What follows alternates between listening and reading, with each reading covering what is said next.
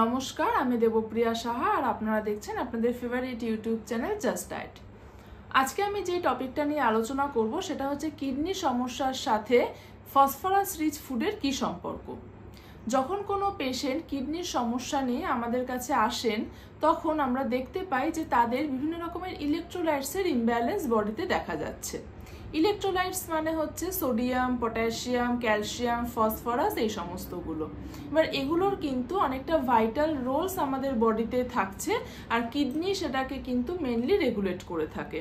এবার কিডনির সমস্যা হলে কেন সেই জিনিসটা মানে এই ইলেকট্রোলাইটসগুলো একটু ইমব্যালেন্স হয়ে পড়ে সেটা জানার জন্য কিডনির যে প্রধান 4টে কাজ সেটা আপনাদেরকে একটু বলে রাখছি। প্রথমত হচ্ছে শরীর থেকে এক্সেস যে সমস্ত জল থাকছে মানে এক্সেস ওয়াটার সেটাকে বের করে দিয়ে বডিতে একটা ওয়াটার ব্যালেন্স কিডনি বজায় রাখছে। এছাড়াও ওয়েস্ট প্রোডাক্টগুলো যেগুলো থাকে সেটা শরীর থেকে বের করে দিচ্ছে ছাঁকনির মাধ্যমে ছেঁকে, যেই জন্য কিডনিকে ছাঁকনি বলা হয়ে থাকে। তৃতীয়ত হচ্ছে শরীরে ইলেকট্রোলাইটসের ব্যালেন্সটাকে সে রেগুলেট করছে, যেরকম সোডিয়াম, পটাশিয়াম, ক্যালসিয়াম, ফসফরাস, এই সমস্তগুলোর ভারসাম্য বজায় রাখছে। এছাড়া হরমোনাল কিছু রেগুলেশনসও কিন্তু কিডনি করে থাকে। তাই যখন কিডনির সমস্যা হয় তখন কিন্তু এই ইলেকট্রোলাইটসের ইমব্যালেন্সগুলো কিন্তু খুবই ন্যাচারাল হওয়াটা। এইবার এগুলো যখন প্রথমেই যদি ইলেকট্রোলাইটসের কিছু ইমব্যালেন্স হয় তখন আমাদের প্রথমেই মাথায় আসে সেটা হচ্ছে পটাশিয়ামটাকে ঠিক রাখতে হবে।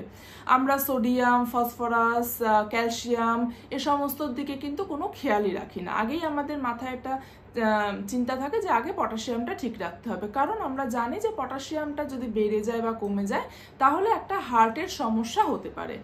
কিন্তু আপনারা এটা কি জানেন যে যদি ফসফরাসেরও ডেফিসিয়েন্সি হয় বা ফসফরাসও যদি শরীরে বেড়ে গিয়ে থাকে তাহলেও কিন্তু একটা কার্ডিওভাস্কুলার কিছু অ্যাক্সিডেন্ট হয়ে যেতে পারে। যখন ফসফরাস শরীরে বেড়ে যাচ্ছে মানে হাইপার ফসফেটেমিয়া যখন স্টেজটা আসছে তখন শরীরে ক্যালসিয়ামটা ডিক্রিজ করতে থাকে, মানে ক্যালসিয়াম লেভেলটা কিন্তু সাথে সাথে ডিক্রিজ করে, সেই জন্য হাড় ভঙ্গুর হয়ে পড়ে। আর সাথে সাথে কিছু ক্যালসিয়াম আর ফসফরাস ডিপোজিট হতে থাকে বডির বিভিন্ন জায়গাতে, যেগুলোকে নাকি ক্যালসিফিকেশন বলা হয়, আর যেটা কিনা খুবই মারাত্মক একটা জায়গায় চলে যেতে পারে যদি সেটা আনট্রিটেড অবস্থায় থাকে, মানে যদি ট্রিট সেটাকে করা না হয়ে থাকে। এইবার এই ডিপোজিশনটা যদি হার্টের বিভিন্ন জায়গায় যেরকম ক্যাপিলারিতে হচ্ছে বা স্মল বা মিডিয়াল আর্টেরিওলে হচ্ছে তখন কিন্তু তাকে ভাস্কিউলার ক্যালসিফিকেশন বলা হয়ে থাকে, যেটা কিনা খুব সাংঘাতিক একটা জিনিস। তাই জন্য আপনাদের মনে রাখতে হবে যে ফসফরাস রিচ খাবার কোনগুলো আর সেটাকে একদমই আমরা অ্যাভয়েড করবো কিনা। এক্ষেত্রে বলে রাখছি যে ফসফরাস রিচ যেই খাবারগুলো রয়েছে সেগুলো মেন হচ্ছে ভেজ প্রোটিনগুলো, যেরকম নাকি মিল্ক অ্যান্ড মিল্ক প্রোডাক্টসের মধ্যে আপনার ছানা, পনির, দই, খোয়া ক্ষীর এই সমস্তগুলো পড়ছে। ডিমের কুসুম, মাছের মাথা, কাটা এই সমস্তগুলো হচ্ছে মেনলি মানে ফসফরাস রিচ প্রোডাক্ট বলা যেতে পারে, ফুডস বলা যেতে পারে। তো সেই কারণে এই সমস্ত ফসফরাস রিচ খাবারগুলোকে আপনারা ডায়েটে পুরোপুরিভাবে কিন্তু বন্ধ করে দেবেন না, কারণ যদি পুরোপুরিভাবে বন্ধ করে দেওয়া হয় তাহলে আবার ফসফরাসের মাত্রা কমে যাবে, শরীরে ফসফরাসের লেভেল কমে যেতে থাকবে, সাথে সাথে ক্যালসিয়ামের লেভেলও ডাউন হতে থাকবে। সেক্ষেত্রেও কিন্তু একটা হাইপোফসফেটেমিয়ার একটা বা হাইপোক্যালসেমিয়া এই একটা স্টেজ কিন্তু চলে আসবে, যেটাও কিন্তু ঠিক নয়। তো আপনাদের যেটা করতে হবে অবশ্যই কোনো ডায়েটিশিয়ানের সাথে পরামর্শ নিয়ে আপনারা কতটা পরিমাণের এই ফসফরাস রিচ খাবারগুলোকে আপনাদের ডায়েটে রাখবেন যাতে আপনাদের ফসফরাসের ভারসাম্যটা শরীরে বজায় থাকে, না কমে যায় না বেড়ে যায়, সেটা কিন্তু একজন ডায়েটিশিয়ানে আপনাদের পরামর্শ দিতে পারবে। আর মেনলি ভেজ পেশেন্ট যারা আছেন তাদের জন্য বলে রাখছি, ভেজ পেশেন্টদের কিন্তু মেন প্রোটিন সোর্স হচ্ছে এই ফসফরাস রিচ খাবার, মানে দুধ আর দুধ জাতীয় যে সমস্ত প্রোডাক্টগুলো রয়েছে।